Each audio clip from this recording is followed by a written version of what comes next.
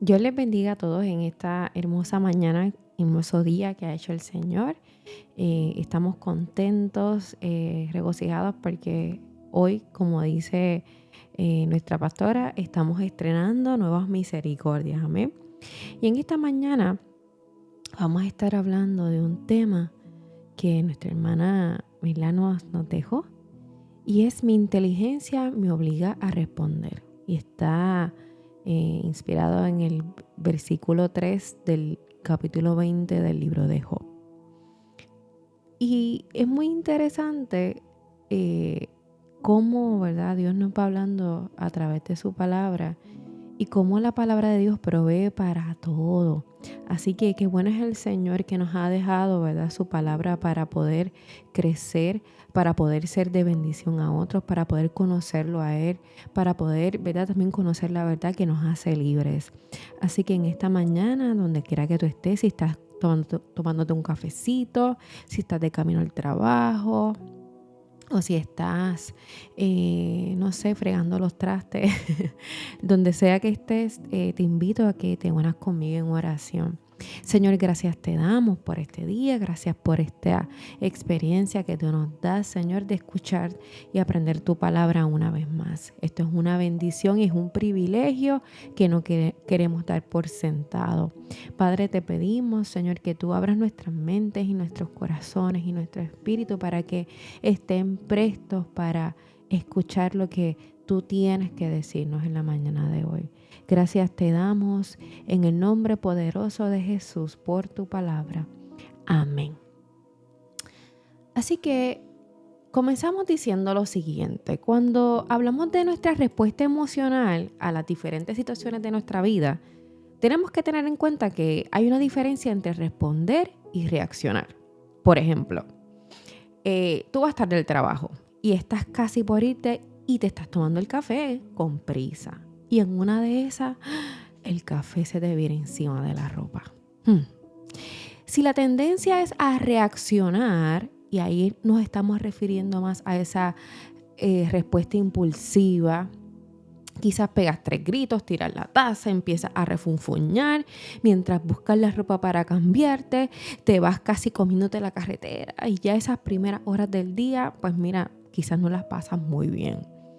Sin embargo, si tu tendencia es responder, probablemente te molestes igual porque la emoción está ahí, pero eliges respirar profundo y te dices, bueno, de verdad que tengo coraje, pero seguir refunfuñando no me va a hacer llegar más temprano. Así que con el mismo amor te cambias, sales a tu trabajo y tratas de, tú sabes, caer en tiempo nuevamente y sigues con tu rutina del día. Y quiero preguntarles, ¿notamos la diferencia ahí? Claro que sí. Reaccionar es una respuesta impulsiva, como les decía, ¿verdad? Más visceral. Quizás cuando reaccionamos no nos estamos tomando el tiempo para darnos cuenta de cómo nos estamos sintiendo. Tampoco nos damos cuenta incluso de lo que decimos o lo que hacemos. Estamos ahí en automático. Pues estamos bajo una emoción y no necesariamente estamos pensando lo que estamos haciendo o lo que estamos diciendo. En cambio, cuando respondemos es diferente, porque no se trata de eliminar la emoción que sentimos, sino que nos damos el espacio para reconocer lo que sentimos, o sea, esa emoción, gestionarla, ¿verdad? Tratar de regularnos, de calmarnos y poder responder con conciencia, no a lo loco, no impulsivamente, sino siendo un poco más intencionales con lo que hacemos y decimos. Y en ocasiones eso es fácil. No, hermano, a veces no es fácil. Pero debemos tratar de que la mayoría de las veces podamos responder en vez de reaccionar. Y con esto en mente vamos a ver qué le pasó a Zofar, uno de los amigos de Job, quien estuvo con él en medio de su proceso difícil. Y recordemos que Job era un hombre considerado recto, íntegro, apartado del mal, que era rico y tenía una gran familia. Y su vida era perfecta, bueno, era considerado por Dios una cosa increíble. Y luego de una conversación entre Dios y Satanás, que solo vemos en el capítulo 1 de Job, Job lo termina perdiendo todo, hasta su salud. Posesiones, casas, animales, hijos, solo se quedó con su esposa.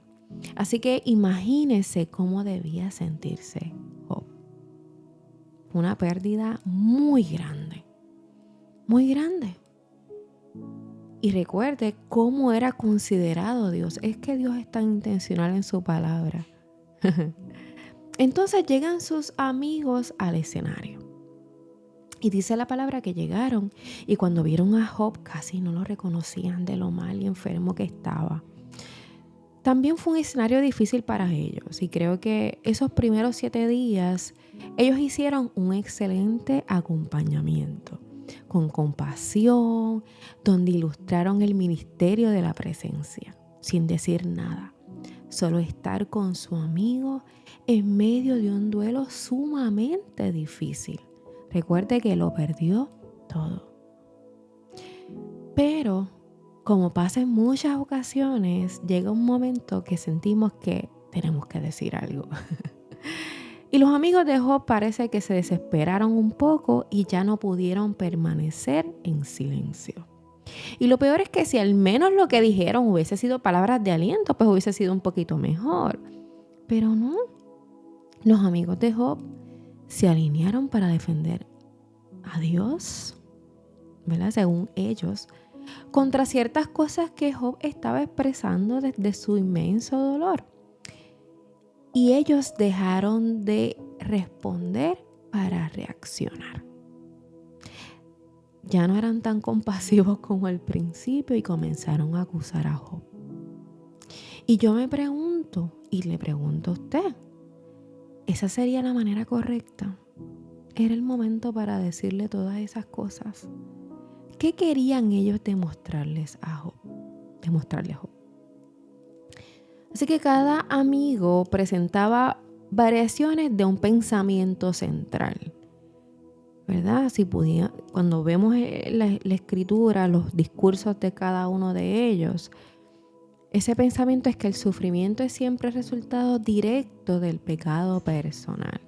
Y basaban su razonamiento en la creencia de que todo sufrimiento resulta del pecado, por lo que se dedicaban a demostrar que Job era un pecador que se rehusaba a reconocer su culpa y arrepentirse. En otras palabras, Job estaba, olvídate, no quería entender, estaba reacio, según sus amigos. Elifaz acusaba a Job de pecados específicos que supuestamente causaban su ruina. Bildad afirmaba que los hijos de Job habían muerto por sus transgresiones. Zofar describía el destino inevitable de los malvados.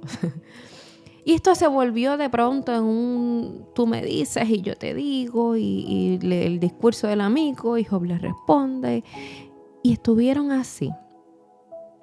Y en un momento dado, en el libro de Job 20, que es el versículo o el texto clave de esta reflexión, Zofar no respondió con inteligencia, sino que reaccionó a las palabras de Job. Y miren cómo la palabra nos los enseña. Yo se los voy a leer primero en la Reina Valera y luego la Nueva Traducción Viviente para que entendamos un poquito más lo que significaban las palabras de Zofar. Respondió Zofar Naamatita y dijo: por cierto, mis pensamientos me hacen responder y por tanto me apresuro. La reprensión de mi censura he oído y me hace responder el espíritu de mi inteligencia. Miren esa parte, y me hace responder el espíritu de mi inteligencia.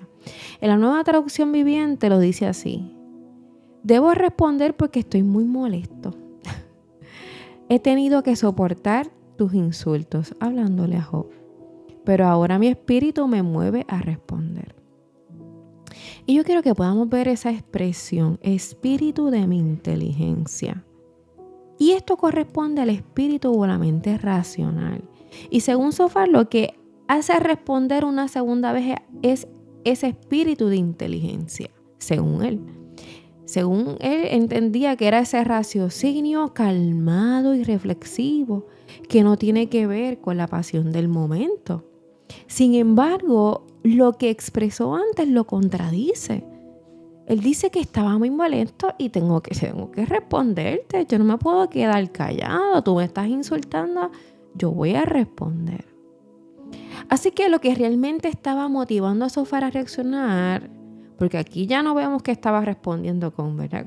Con mucha intención, con compasión o sabiduría, sino que él estaba reaccionando por enojo. Quizás su orgullo había sido trastocado. Y Zofar creyó, al igual que sus amigos, que hablaba con mucha sabiduría y mucha lógica, pero en realidad también estaba reaccionando por la emoción. Zofar en ese momento tampoco supo manejar la situación. Y esto demuestra cómo muchas veces hemos disfrazado nuestras emociones intensas de razonamientos, de una supuesta teología, para no admitir que nos estamos dejando llevar por el impulso de nuestras emociones. Y esto lo vemos en Job 42:7. Miren cómo Dios se expresa de ellos. Dice, después de que el Señor terminó de hablar con Job, usted sabe cómo Dios le habló a Job, le dijo a Elifaz el temanita, estoy enojado contigo y con tus dos amigos, porque no hablaron con exactitud acerca de mí, como lo hizo mi siervo Job. Para cerrar, regresemos un momento a la imagen del café derramado que hablamos al principio. Zofar no solo se manchó la ropa con café. Él permitió que el café de su enojo manchara su teología y su amistad. ¿Usted me está escuchando? Al igual que él, a menudo nos ha pasado también que hemos caído en la trampa de creer que nuestra reacción impulsiva es una respuesta inteligente y disfrazamos nuestra molestia de justicia y nuestras heridas de argumentos lógicos, olvidando que Dios no busca defensores que hablen desde sus entrañas en términos de lo que sienten, de sus pasiones, sino desde corazones limpios que acompañen desde la verdad y la compasión. Y la reprensión de Dios a los amigos de Job en el capítulo 42 es un recordatorio contundente, ¿verdad? Que la exactitud teológica, que no es que sea mala, ¿verdad? No es que busquemos ser certeros de la palabra del Señor, pero no sirve de nada si carece de la humildad para reconocer nuestras propias limitaciones emocionales. Y Zofar pensó que su inteligencia lo obligaba a hablar, pero la verdadera sabiduría lo habría obligado en ese momento a permanecer en silencio. Y hoy realmente el Señor nos hace, a todos nosotros, a mí también, nos hace la misma invitación que Job terminó comprendiendo. Número 1, vamos a identificar los impulsos. Antes de hablar, tenemos que preguntarnos, ¿es mi inteligencia la que responde o es mi orgullo herido el que está reaccionando? Y la palabra nos habla sobre esto. Vemos en Santiago 1, versículos 19 y 20. Todo hombre sea pronto para oír, tardo para hablar, tardo para airarse, porque la ira del hombre no obra la justicia de Dios. Y en Proverbios 16:2 nos dice, todos los caminos del hombre son limpios en su propia opinión, pero Jehová pesa los espíritus. ¿Con qué espíritu estamos haciendo las cosas? El segundo punto, podemos validar nuestras emociones, ¿verdad? Reconocer, pues mira, sí, como decíamos en el ejemplo al principio de la persona que responde, pues reconozco que esto me molestó o me siento triste o estoy preocupado o preocupada. Eso tenemos que hacerlo, pero no podemos dejar que esa emoción nos gobierne. Sentir enojo ante un insulto o la tragedia, eso es algo humano, ¿verdad? Pero usar ese enojo para juzgar al que sufre, hermano, ahí tenemos que evaluarnos. En Efesios capítulo 4, verso 26, ¿qué nos insta? Airaos, pero no pequéis. No se ponga el sol sobre vuestro enojo. En Proverbios 29:11 dice que el necio da rienda suelta a toda su ira, mas el sabio al fin la sosiega. Y finalmente, el último punto, busquemos la aprobación de Dios. No siempre tenemos que tener la razón o ganar los debates. Al final del día, Dios no aprobó los discursos brillantes o muy teológicos de los amigos, sino la honestidad cruda de Job. Y dice Primera de Samuel 16:7, porque Jehová no mira lo que mira el hombre, pues el hombre mira lo que está delante de sus ojos, pero Jehová mira el corazón. Y el Salmo 51:6 dice, he aquí, tú amas la verdad en lo íntimo y en lo secreto me has hecho comprender sabiduría. Así que, hermanos, que nuestro espíritu de inteligencia no sea un disfraz para nuestro enojo, sino una herramienta de nuestra fe para saber cuándo hablar y sobre todo cuándo seguir abrazando en silencio y ejercer con amor el ministerio de la presencia. Dios me lo bendiga rica y abundantemente.